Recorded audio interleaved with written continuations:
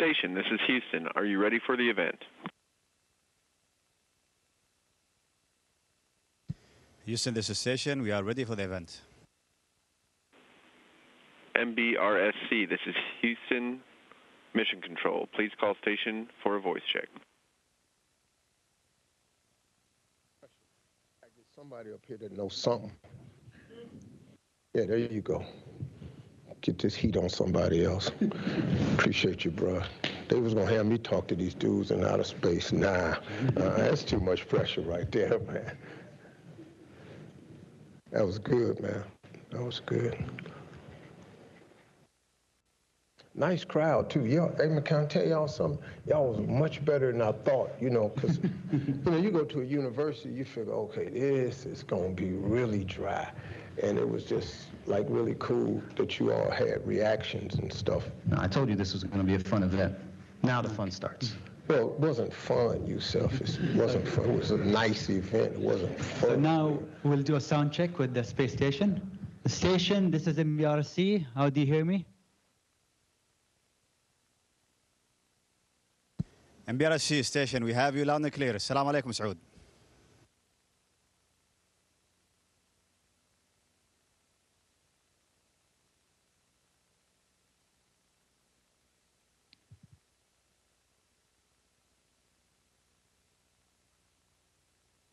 So we cannot hear you. Station, this is MBRC. How do you hear me? MBRC Station, we have you loud and clear. Assalamu alaikum, Saud.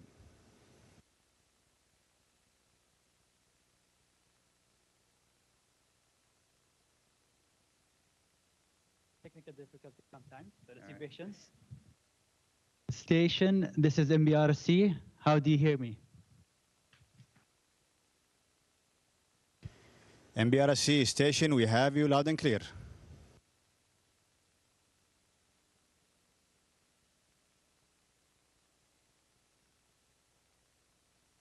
Astronaut Sultan, astronaut Woody, welcome to this call from Washington, D.C. So today I will not be speaking. I will hand it to Steve and the ambassador, and they will take it from there. Sultan and Woody, how you guys doing?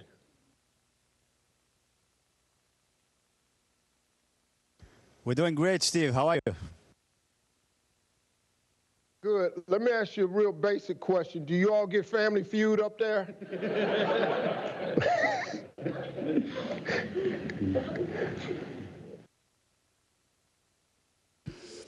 We do have the ability to look up old episodes. Hey, listen, guys, I'm sitting here with Yusuf Al-Tabi, who's the ambassador to the UAE. I asked him to come up to sort of help out, man. I'm really honored. This is a first for me. Who would have ever thought, you know? But congratulations to both of you. I think what you've accomplished is absolutely incredible. Is this for you? Is this a childhood dream? When did you start thinking about space or entering into the space program? Was it from childhood, or did you pick it up after college? Where? Okay, I guess I'll start. Well, honestly, Steve, this is, as you said, a childhood dream. And I'm really grateful coming from a remote area in the UAE where maybe you visited Al Ain before. That place is magical. And I remember in the 80s, I don't want to say that I'm really old, but yes, in the 80s we could see really nice stars and very little light pollution. So someone at my age, and probably at 8 years old, we start wondering, do we have an ability to go to other stars or visit other planets? So that was probably the ignite or the beginning of wondering of going to space. And ever since, I kept dreaming. Although I studied engineering, something different from, I would say, astrophysics or maybe space, let's say, specifications. I did not let go of my dream, and I just kept dreaming until I got the chance to join the first astronaut program in the UAE from the Mohammed bin Rashid Space Center. And ever since, everything was magical. It's definitely a dream becoming true. Woody, hey, Steve, for me it was similar. Do you guys, you all go into a particular mission at the same time, or do you all come in at maybe different times? Like, did you get there first, or did you go at the same time? How does the program work?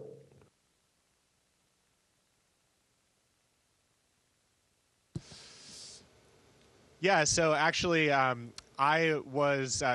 Sultan and I flew up together on the same vehicle. We flew up here on the Crew 6 SpaceX Dragon mission, and it's been such a fun experience from the very early days of training, getting assigned to the mission together, getting to know one another a little better than we did before we started training together. And so, yeah, we've just had such a good time. And then being up here together, working all day, every day, on board the space station for the past almost 6 months.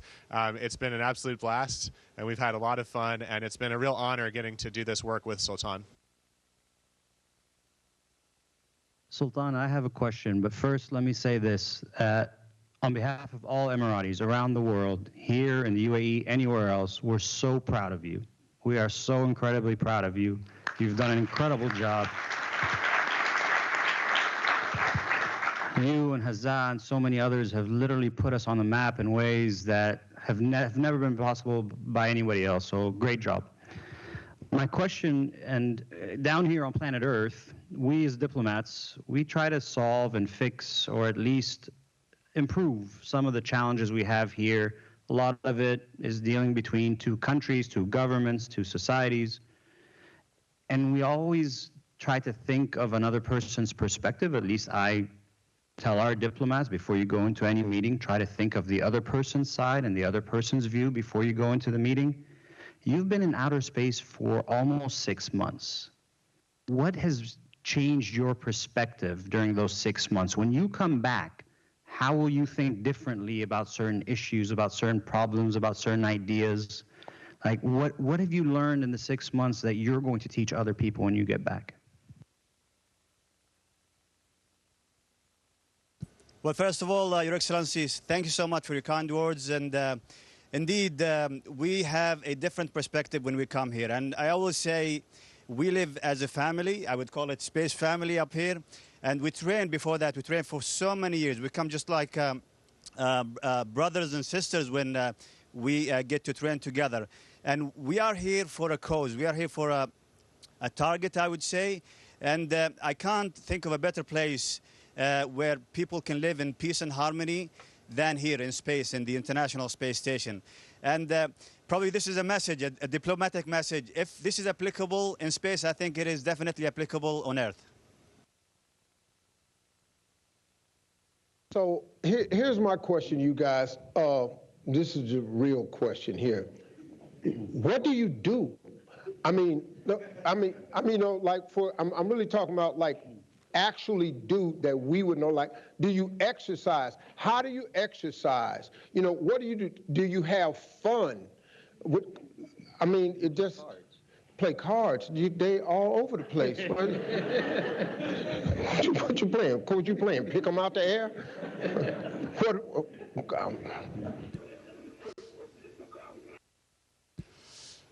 All right, well, that's a great question. I like to think of it broadly. We split up our time into 3 different categories. The first is science. That's the purpose of the International Space Station. This is a national laboratory, and we're up here doing, at any given time, working on hundreds of different scientific research experiments, some of them on ourselves, and some of them we're the operators performing the experiments.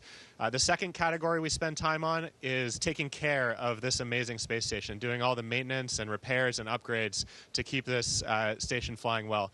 And then the third aspect is taking care of ourselves. So that's sleeping, eating, exercising, getting some time off to enjoy maybe some photography, looking outside.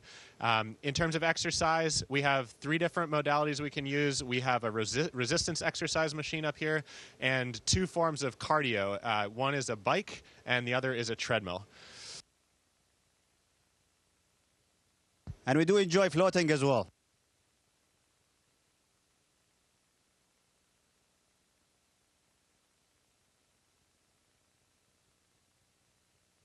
All right, since you guys are wrapping up your 6-month mission, this question is for both of you. other than reconnecting and seeing your family, what is the one thing you are most excited about to do when you get home? For both of you guys. Well, Your Excellency, I think the main thing for me personally is to share the experience. Honestly, looking down to Earth and seeing our beautiful planet, we take things for granted. We need to protect this planet. We need to help each other for a common goal, for the betterment of humanity. Here on board the station, we have to do everything artificially. We generate electricity. We recycle water. We scrub the atmosphere that we breathe in. But everything we get on the ground is for free, almost. So we need to protect this planet. We need to share the advancement of technology that we do on board the International Space Station. And we need to push the boundaries of exploration as well, and to be a good role model for the students in the future. Well, I completely agree with Sultan. I simply could not have said it any better myself. So I will give a very practical answer. I am looking forward to taking a shower, a real shower.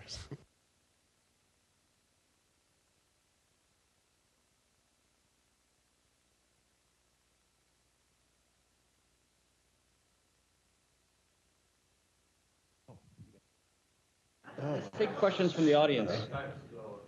Yeah, Any questions from the audience? kids over there. Yes.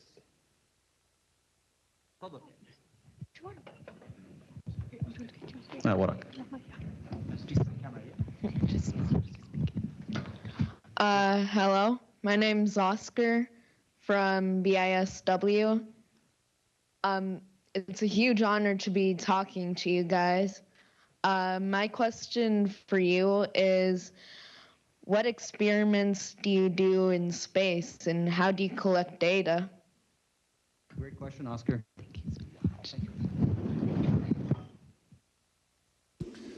Well, at any given time, we are working on hundreds of different scientific experiments up here. We are actually the research subject for many of these. Like, for example, I am eating a modified diet with lots of fish and other nutrients, and we're studying the benefits of that.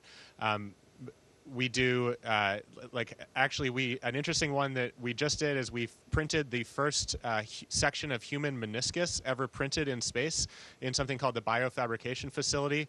And we're taking advantage of the fact that we're up here in microgravity. On Earth, these biomaterials would pool like a puddle, but we're able to manufacture unique structures, and soon that facility is going to be used to manufacture blood vessels in space.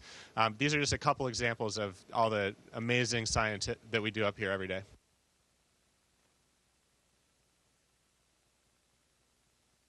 Yes. Hi, my name is Maisie, and I'm from the British International School of Washington. I am really fascinated in how to become an astronaut. So my question is, how long does it take to become an astronaut? Another good question. We're going to keep taking questions from this school. Yeah. Indeed, a very excellent question. So first of all, I don't want to disappoint you, but there are no shortcuts. You have to study really well. You have to focus on STEM education, that is science, technology, engineering, and mathematics. And by indulging yourself and equip yourself with knowledge, I think you will have a better chance when the chance arrives, and you can apply to a program in your own country. And believe me, there are no limits. Yes, it is challenging, but if you believe truly in the cause and you perform very well and you have the knowledge, I think you will have a very, very good chance of joining an astronaut program in the future.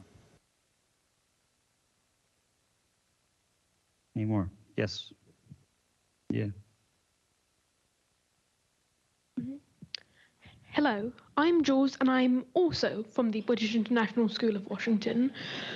I assume being an astronaut must be an extremely hard job, but if you weren't an astronaut, what would you be? Were you able to hear that, Sultan? Can you repeat the question one more time? I don't think they got it. Yeah, could we repeat the question? Hello. Again. My question is for you guys. If you weren't an astronaut, which career path would you have pursued?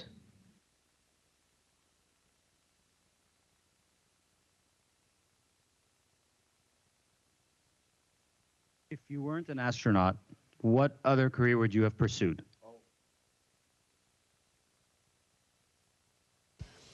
Okay, thank you so much. That is actually that's such a great question.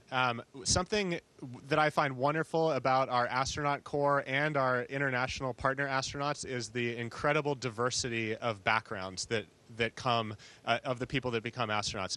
We all follow wildly different paths and somehow end up here. And so, I mean, in my case, I was an engineering professor, but people come from all sorts of different backgrounds. And one kind of common thread I've noticed is that I think everyone is a little bit disappointed to leave whatever it was they were working on when they get selected and become an astronaut. So you end up doing something that you're so passionate about that you're a little bit sad even when you go on to pursue this lifelong dream of becoming an astronaut.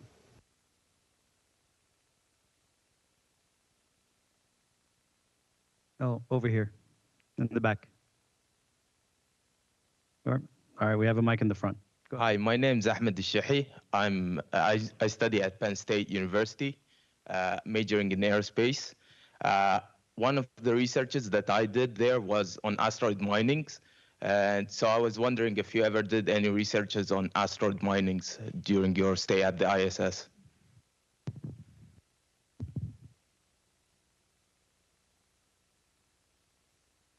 Thank you, Ahmed. This is a very interesting question. Personally, I haven't done any sort of investigation or experiment about that, but I know this is an active and fresh, I would say, topic, and I think this is a very promising field as well. So space is vast. Space is really huge. So and there are no limits for what you can do in space. So I think this is a very good field, but personally, I haven't done any research on that part.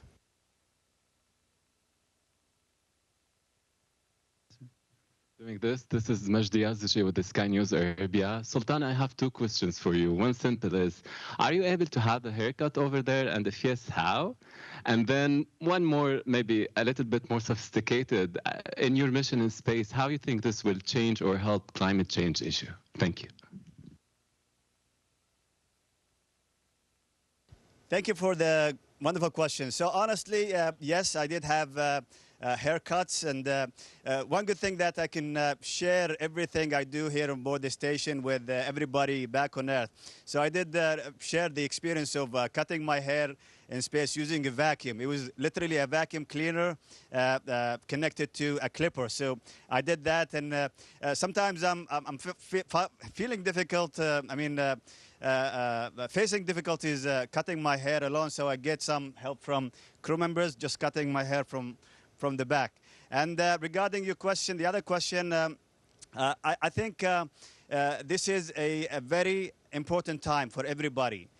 We are, as I mentioned, living in a planet that we have no other planet to go to very soon. So we need to keep it intact. We need to protect it. And remembering the COP28 that will happen by the end of this year, I think the UAE specifically is committed to protecting the planet, and also inviting all the, I would say, inventors and people with science background to participate in such event and protect the planet. And this is an open invitation for everybody to help protecting the planet as well. So yes, indeed, we do have a different perspective, and hopefully we can participate in that event to deliver that point of view from space as well.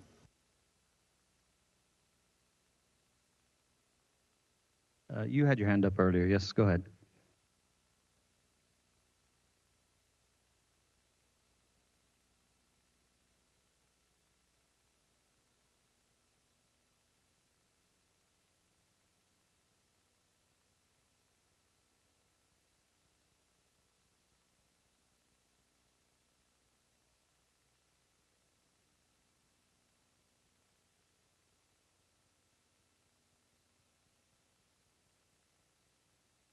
Hi, my name is Faisal Masood, aerospace engineering master student from here, George Washington University. I sponsored by Saudi Space Agency. My question for both of you guys, what is the most surprising thing you have noticed about Earth climate while you are on International Space Station?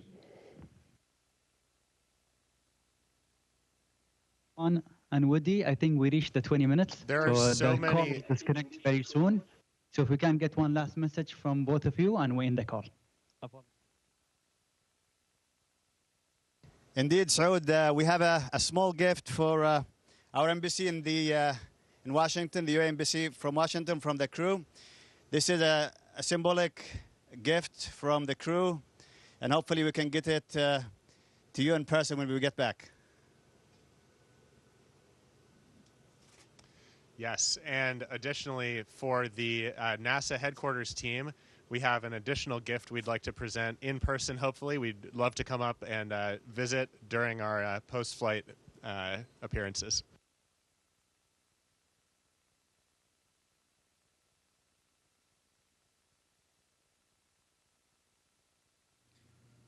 Station, this is Houston ACR. That concludes the event. Thank you to all participants in Washington, D.C. Station, we are now resuming operational audio communications.